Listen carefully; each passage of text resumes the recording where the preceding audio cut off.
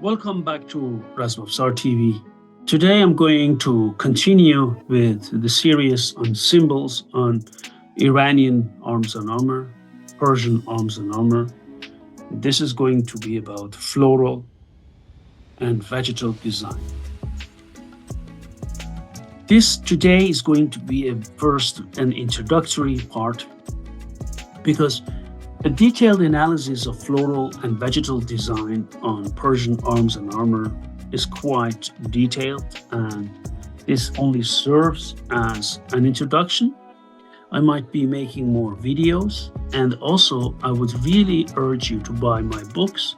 I have written many books, especially Arms and Armor from Iran and Lexicon of Arms and Armor from Iran, which deal with this topic in detail. Also wrote an article some years ago on floral design, which I'm going to put the link here if you wish to go and read it. The article is an article co-authored and is on in French. It's written in French, and you can go and see that. So let me just go ahead and talk about that. This is, you can see a lotus flower in the hand of an Achaemenid king on it's an Achaemenid or Achaemenian stone relief, and the proliferation of floral motifs and design on Iranian arms and armor has its origins and its roots in the ancient Iran. We can see that this topic happens again and again on different artifacts and art pieces up to the end of the Qajar period. I would like to emphasize that the representations of flowers on Iranian arms and armor has a symbolic character. Symbolic in a sense that it has ceremonial character, religious meaning, and also it serves as decoration. Floral design was widespread among different people of the ancient Middle East. And you could also see it, as I said, in the Persian Empire established by Cyrus the Great.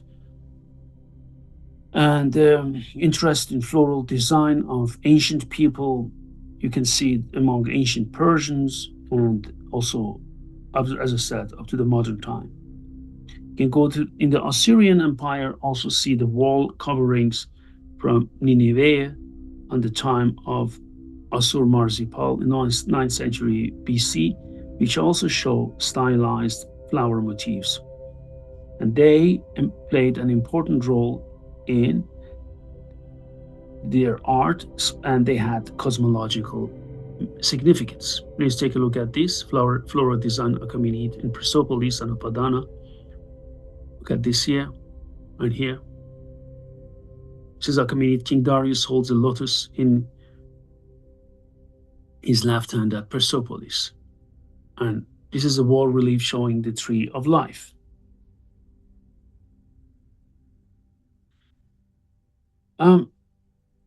This is a motif used by Assyrian craftsmen, commissioned by their kings, associating other heavily laden motifs and motifs with different meanings with symbolic character.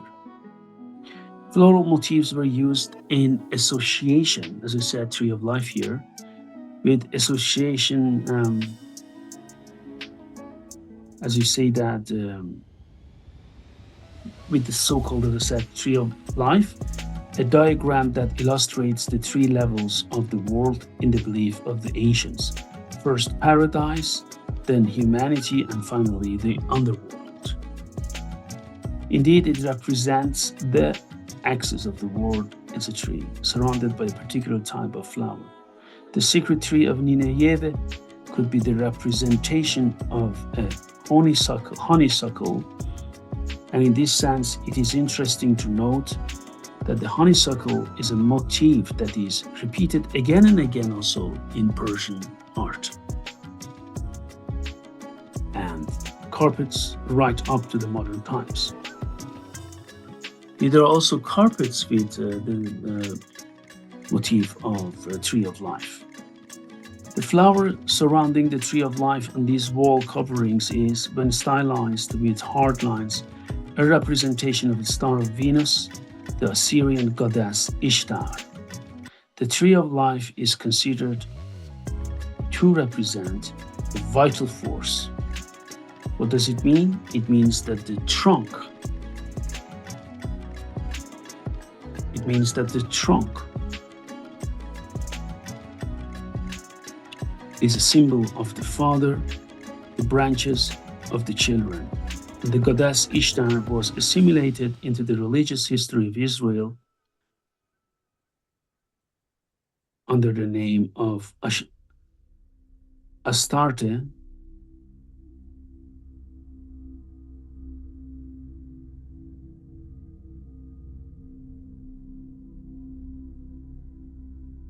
and this Astarte could explain the name Astarte in Jewish sacred texts. If you go further and look in the Islamic period of Iran, also here, for example, if we see that during Islamic period of Iran, we can also see during the Timurid period, carpets with floral motifs were a direct reference to the idea of paradise for Mongolian nomads. Clearly, this representation is strongly reminiscent of the ancient concept of the world tree. Timurid carpets had also geometrical design. They were highly stylized so as not to bear an obvious resemblance to flowers, reminiscent of Persian culture, which was suppressed at that time. But floral motifs later spread throughout the Persian Empire until the end of the Sasanian period. Craftsmen in the Sasanian period, you see that here is a Sasanian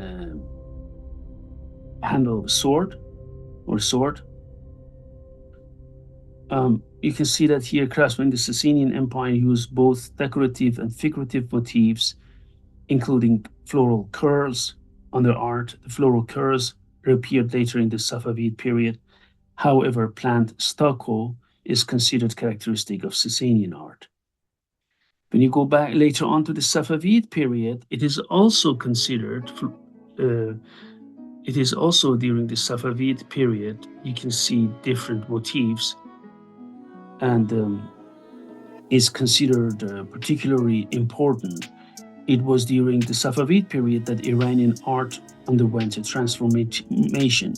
Leaf motifs were replaced by a renaissance of motifs. This is particularly true of Tabriz, where the Safavid dynasty was founded. And initially, in the 16th century, Safavid floral motifs were dominated by depictions of flowers in full blossom and bloom. And for this reason, this type of floral representation is generally associated with Northwest Persia, specifically Tabriz and the surrounding area. Flower garden scenes depicted during the Safavid period are generally associated with the idea of paradise. You go back to the Timurid period, Herat craftsmen created the Herat style, characterized by scrolls and spirals in the shape of flowers. Many floral motifs are characterized of certain regions of Iran and certain periods of Iranian history. And to study the significance of floral motifs on Iranian arms and armor, it is important to note that the use of these motifs on other objects should also be studied, like on carpets, because they reveal a great deal about the system used by craftsmen in choosing these motifs. Qajar floral representations are generally identified by small tangles of motifs completely covering the object with lattices of rosettes or flowers. There is a representation called Gole Bolbol during the Qajar period, meaning the rose and the nightingale associated with Fatali Shah Qajan, where flowers and tree leaves stretch downwards.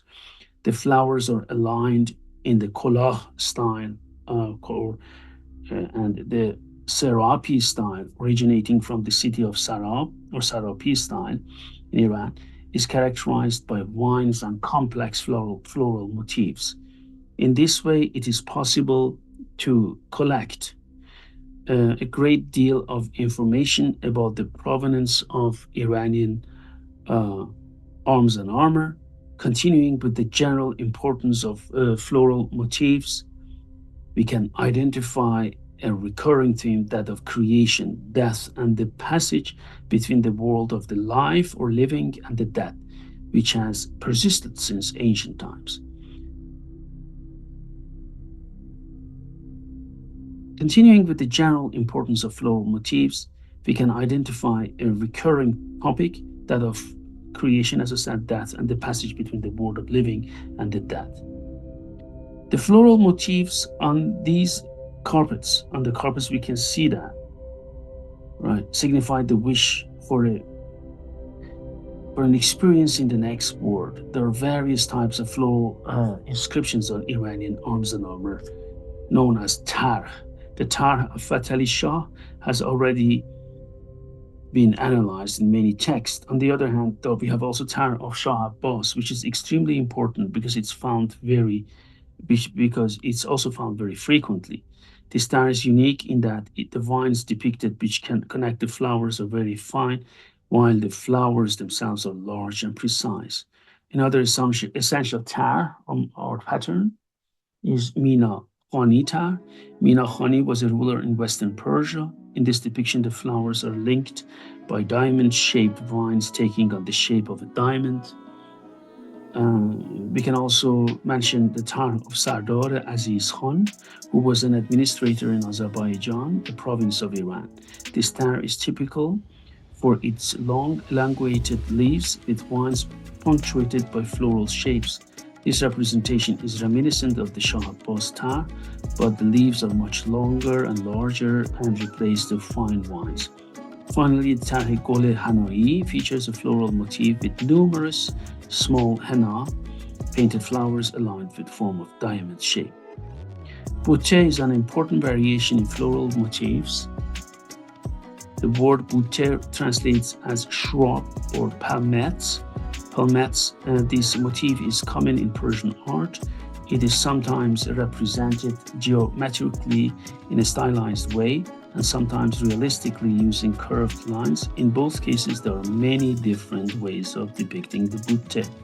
In some cases, the representations may indicate an object's region of origin. Another name for the butte pattern is mire butte, but this does not refer to mire saraband, a type of carpet.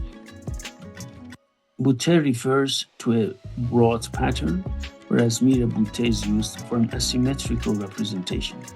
This asymmetrical pattern is very old, appearing as early as the 5th century on a leather balloon.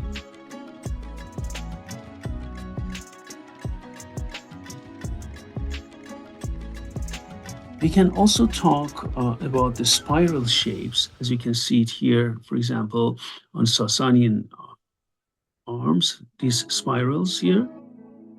You can see them here, the spirals here. You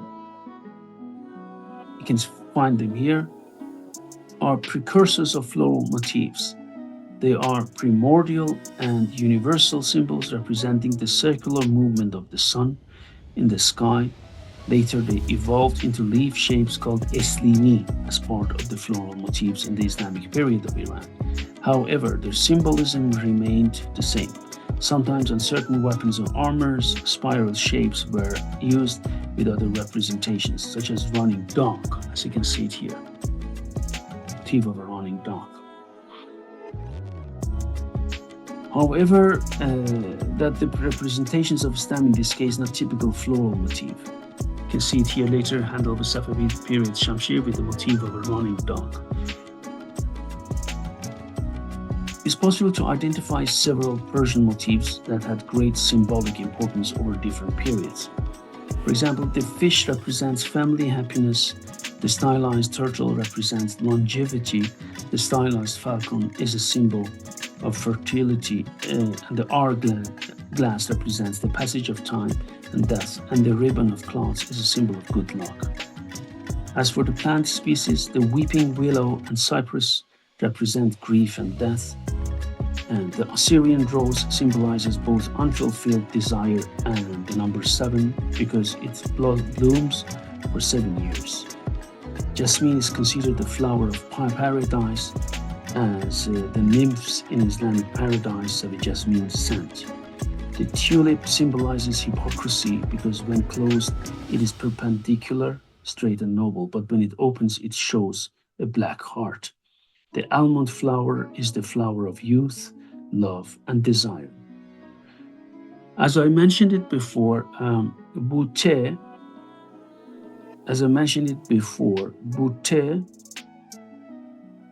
is a generic name for a shrub, sometimes with flowers. By way of example, the following, we can take a look at the shamshir here, different shamshirs here. For example, here we have this tulips. As I mentioned, I explained that. Please take a look at these beautiful shamshirs. The books are already there when you want to see them.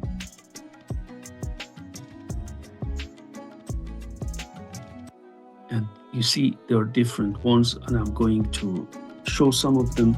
I leave more explanations of these beautiful things in my books and also articles, so you can take a look at that. Let me just run you through them a bit. So these are these Persepolis, beautiful lotus flower, closed and open.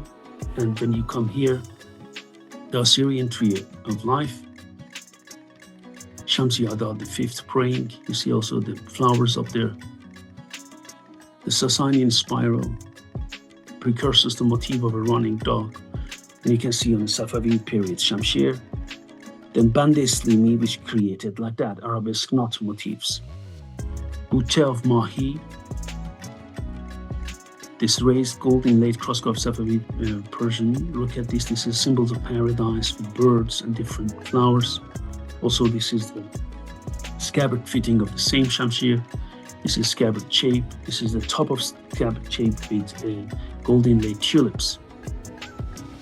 You can come here and look at the stylized representations of the iris flowers on the crossguard of a Safavid Shamshir.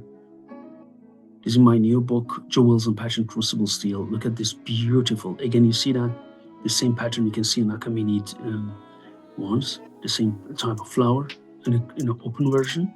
Look at this. See? Another Safavid period Shamshir in my book, 8th Sight. Another one with geometrical and also floral design. Look at this one, also floral design, tulip design again.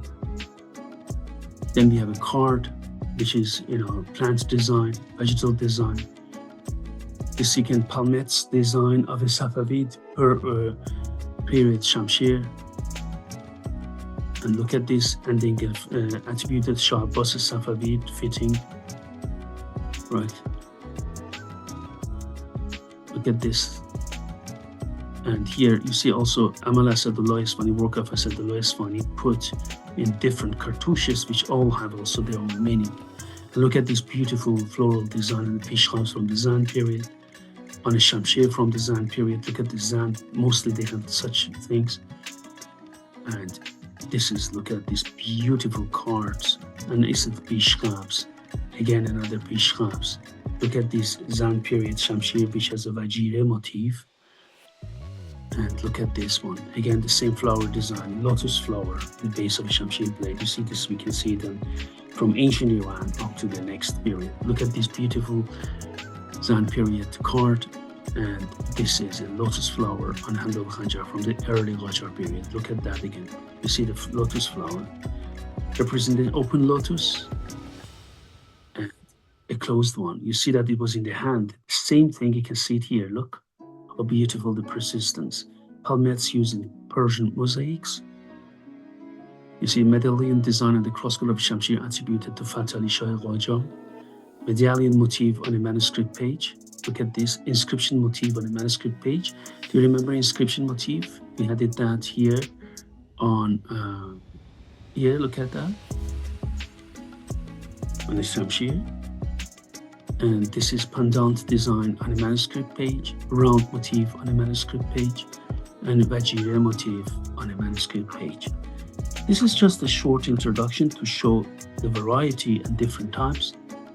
I hope you enjoyed this, and please subscribe to my channel and ask any questions you have. And thank you very much for visiting my channel. Please like, comment, and you can also become a member of my YouTube channel and see exclusively made videos and also pictures for the members. Thank you very much and have a nice day.